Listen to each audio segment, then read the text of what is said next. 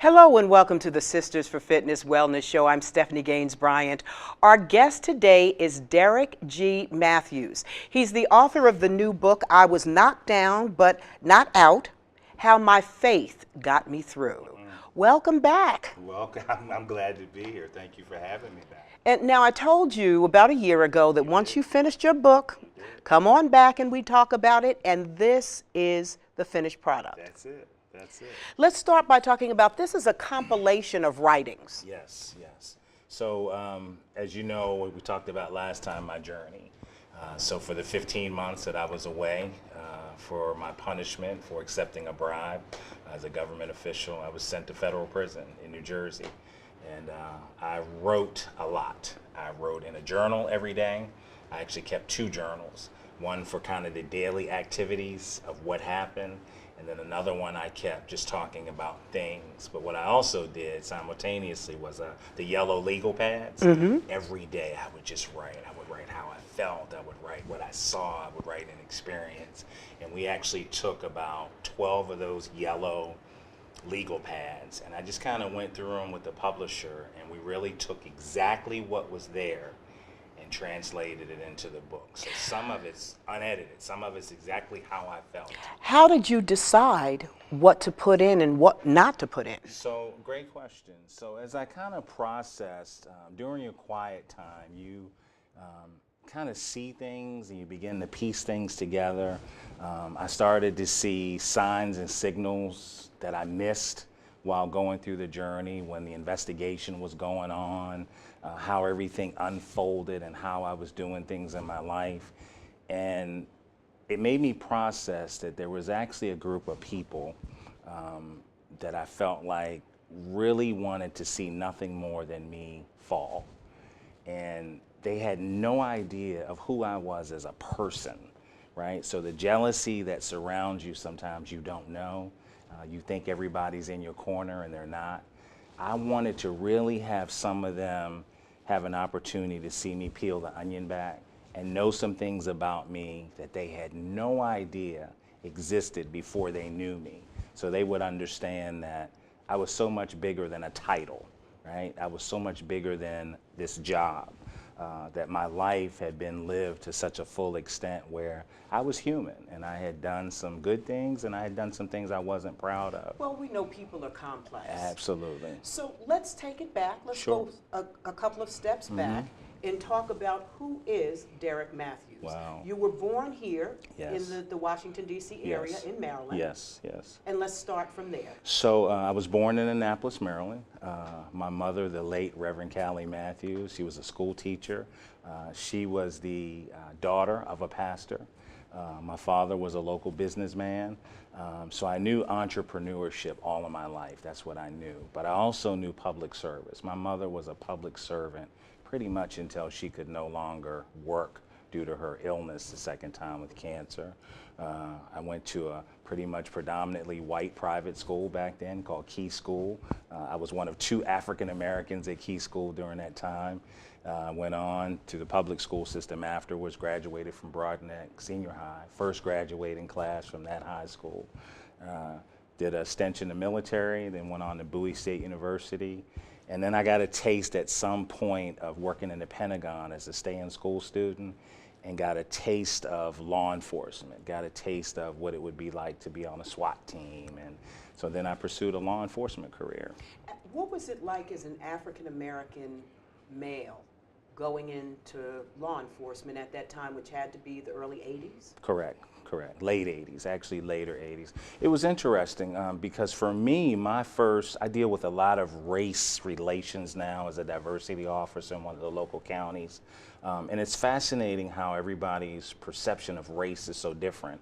So by me going to predominantly white schools, I really didn't get a taste of true racism, if you will, until I got in the military and wound up in Fort Rucker, Alabama, and my eyes were really opened. But being in Prince George's County and working at the sheriff's office where I was, Prince George's County, historically, the law enforcement back then, I remember my father even telling me as a high school kid, be careful when you go to DC driving through Prince George's County, because those guys are rough, you know. So becoming an officer there, you saw it, you know, back in the day when I got on, it was definitely a good old boy system. No hiding behind that. That's exactly what it was. Now, your career kind of rose beyond that. It did, it did. So at some point, me being that entrepreneur mindset, son of two business people, I had made an agreement with my wife when I graduated. I graduated top of my class, #1 student when I graduated, worked my way through the ranks at the sheriff's office, and then I got bored. I got bored because I had so many things that I was good at in that realm of training. So I started kind of doing some training with local departments, and one thing led to another. A former life back at Department of Energy, where I kind of started that, I had an opportunity to do some specialized training for the government overseas. I seized that opportunity. I actually resigned from the sheriff's office, and I started to travel the world, and I literally traveled the world. Now, you were at the forefront of the whole Homeland Security movement. Tell us about that. So, so after that stench of being a contractor and traveling the world, working for the State Department as a contractor, Homeland Security began to stand up. So as I kind of worked my way into it as a sub to another sub, I found how to navigate the waters and be able to show what I was good at. And protective measures was what I was good at. Learning how to look at a facility or a building and know how to, as a bad guy, know what it would take to do something wrong, and then reverse that and turn it into how we now protect it to stop an assaulter from doing that. That later led me into a government position. I wound up as a GS-15, coming in the door. I sat in some senior executive seats as a young African-American male. You figure at my early 40s, I had accomplished what some had taken 30 years to do. So the methodology, if you will, that Homeland Security uses now to assess facilities and large gatherings of people, I was behind. I was one of the masterminds behind the creation of that methodology. Now, what happened for you? So it was interesting. So as we take the now negative twist, I went into an agency to work on a specific project. I was transferred to work on a specific project. I was actually offered a position in that agency. So I kind of switched hats, if you will. Same rank and title, if you will, but I switched hats to work on this project. At some point, another friend of mine who had done well in the security business just reached out to me casually about doing some consulting for him for a woman-owned company that he had. It seemed harmless. We had known each other for 25 years. And while ethically, in my mind, I processed, should I, shouldn't, but I did decide at some point to engage in this conversation about consulting for him, and that was the wrong idea. I shouldn't have done that. So making that decision to do that wound up having me have violated some ethics, and I wound up accepting a bribe. He paid me to provide business consulting for him, and that's a no-no. And while others had done it, other folks that I knew did it, sometimes the rules change based on who you are, based on who it is that wants to pursue something negatively. Now, you openly admit that you did it. I did. And that's one thing about this journey that, as I'm speaking to people now as I travel, accountability is key. Yes, I did what I did. Now, did the punishment far outweigh what I did? Absolutely. But I had to accept that. And I had to accept it because I had to move on. And in accepting that, Stephanie, I wound up going to federal prison for 15 months. Now, we have difficulties right now with the prison system. Mm-hmm. And we know, as in your situation, the punishment a lot of times for African Americans doesn't fit the crime. It does not. And it looks like under a new administration, under this administration, things are going to get worse. I truly believe that. What did you see? So what I saw was a lot of times, while race is the prominent thing, when you look at what's behind the real issue, we as African Americans or minorities as a whole, whether it be women, whether it be Latino, whether it be Hispanic, whether it be anything other than your typical white, we normally don't have the ability to have the representation that some of these wealthy folks have when they continuously break the laws, as we see on the news every day. So a lot of times when a plea agreement is offered, and you look at your financial status and you look at what you possibly stand to lose without that same representation, pleas are offered. And when they offer you a plea in the federal system and they attach a word conspiracy to it, that's pretty much a way of saying we really don't have exactly what we want, but we know we've got something. And if you go to court for that and are not properly represented, that word conspiracy just has so many years a lot of times behind it. Now, let's talk about the fact that you've got this solid background in law enforcement, and you're going into a prison system. And from what I understand, never been there, never done that, but from what I understand, there's nothing worse than someone going into a prison who is either a child molester or law enforcement. That is. How was it for you? So I can tell you that I had a number of months between accepting the plea, being sentenced, and then actually arriving in prison. And what I did was I mentally, physically, and spiritually began to program my mind, body, and spirit for the unknown. I belong to a fraternity where you go into something and you don't know what's at the end, but you're willing to accept the unknown. And in this case, it was me. I thought I had a snapshot of what prison was from TV and walking prisoners in, but to know that I was about to go through the gates and didn't have the key to the door.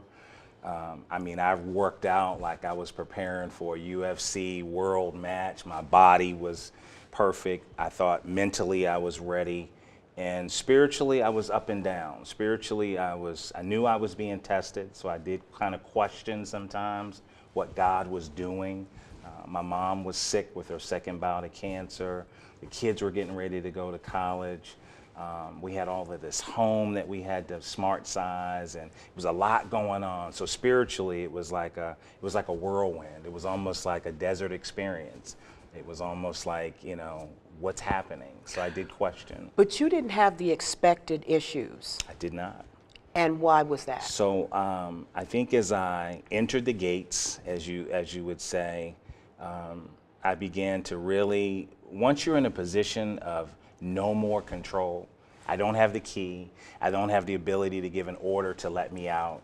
So I knew at that point, God, you got to tell me what to do. You got to give me something. I need a sign or something.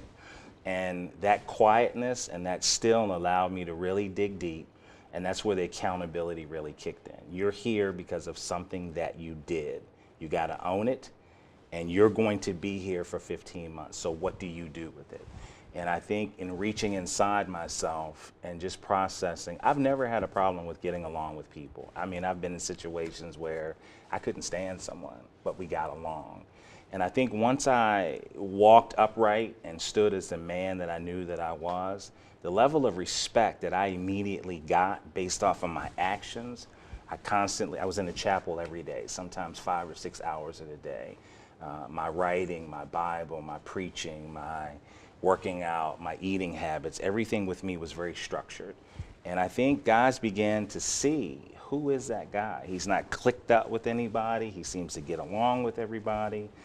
And I had no issues. I had no problems. Actually, I learned so much from the experience. It was phenomenal. At what point in time did your spirituality kick in?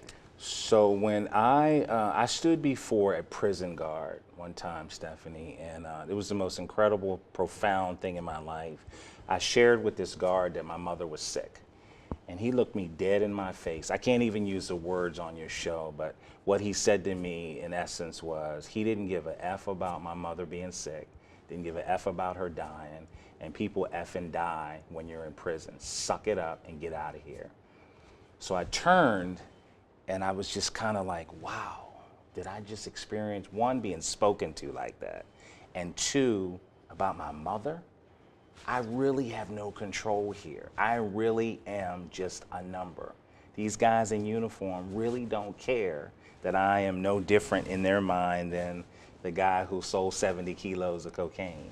So I really had to go in myself and say, the only real true friend or person I have right now, or what I have, is God. And he's the only one that I can really talk to and speak to for guidance.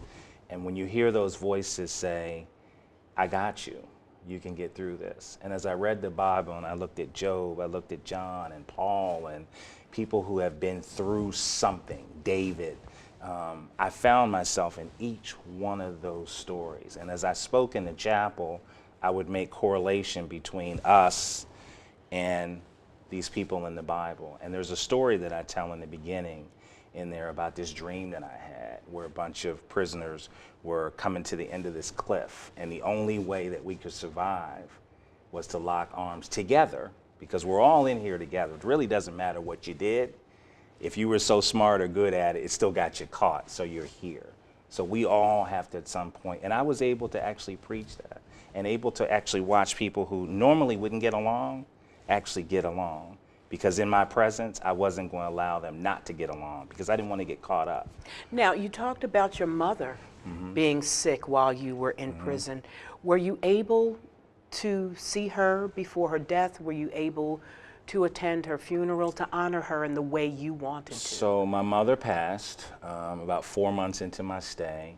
And again, I was a writer and a reader. And by trade, from my corporate and senior law enforcement, I was a big reader of policy. So if you put something in front of me with rules and regulations, I would read them and learn to almost recite them. I found that any sentence over a year and a day, you were entitled to a bereavement furlough, if you will. And so while initially it was kind of like, you're not going to be able to make it, I'm like, but the policy clearly says that I can. So I was able to write to the warden. I was able to manipulate the words in such a fashion where they knew they had no choice. And it was so interesting. Guards were actually volunteering to take me to my mother's funeral and not be paid overtime. That's the level of respect that I had. So I was able to have two of my friends who were police officers pick me up with an unaccompanied visit. I was able to attend the funeral, but I couldn't stay the entire time because of the distance. I had to get back to New Jersey at a certain amount of time or you're considered an escape. So I was able to see, some of the service. While it was a difficult moment, I actually spoke at the funeral. I had written a letter, and I thought my sisters were going to have to read it because I didn't think I was going to make it. But I actually read the letter. It was a very powerful day. And you also had a second tragedy. I did. Shortly after that, my 32-year-old brother passed, who actually has a twin sister. And that was my man. That was like my best friend, guy-wise, in the world. He's left me now with 2 kids that I cherish and take care of as my own. That little niece and nephew are my heart.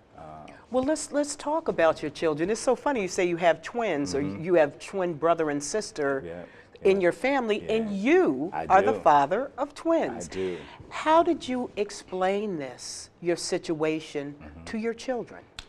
Very open, from the second it happened, from the day that I was escorted home to retrieve and give back all of my government equipment while I was on suspension.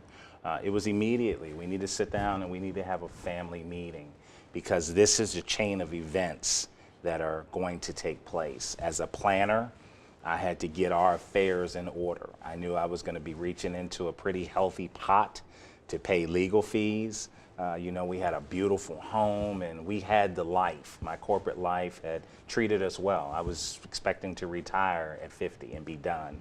But they were preparing for college. And the foundation that we established was able to get them both to graduate. Not just graduate, but graduate very well at the top of their classes. My son is now a second lieutenant at Fort Benning, Georgia, getting ready to enter Ranger School. And my daughter graduated as a dance major, and she's now teaching at the very high school that she graduated from. What did you tell your son, which is something that everyone can benefit from, knowing the state of African American males nowadays. What did you tell him that he could take away? So I repeated a mantra that I share in my house, and it's a household joke, but with my son, growing up, since he was a little teeny fella, I would always say, Arrington, focus. Arrington, focus. And I gave him what to focus on. I would always teach him that we are not equal to your counterparts. When the people that you're going to compete against that don't look like you, they're up at 5 in the morning, you need to be up at 4. When they are doing this over here and playing and having a good time, you need to be focused on the academics. When they're playing this sport and your boys think it's cool, you got to get on the swim team.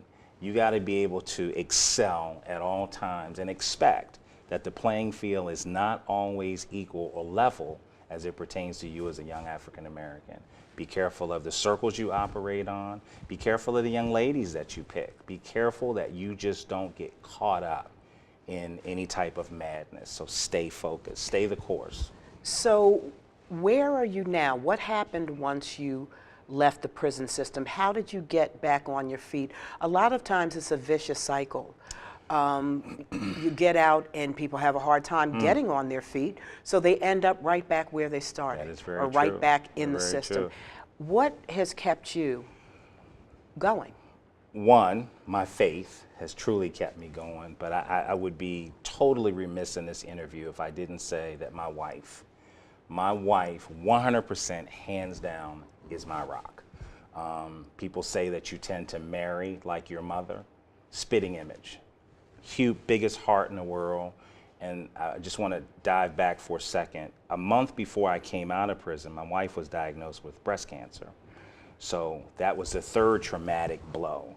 But we began to process that we believe that my mother had cancer to teach my wife how to get through that struggle. Because ultimately, after my wife beat it, who's now still a survivor, her mom got it. So we believe that her mom was able to pull the strength from my wife. So having said that, my wife being my rock, I immediately hit the ground because I had 15 months to make a plan. I had a 5-year plan. I got to do X, Y, Z in these windows of time. So I opened up a small business in Annapolis, martial arts studio, where I was catering my tactics to very wealthy people who were clients years ago in another life. I began to rebuild a brand. I began to speak and talk about it. I'm very open and transparent because one thing these journeys do teach you is everything that you thought was in the dark comes to light. Everything is exposed.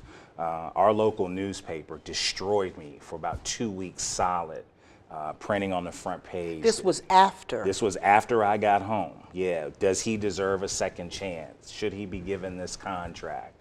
And I actually used all that negativity as positivity for myself, because while I was not focusing on having to advertise, the newspaper was doing it for me.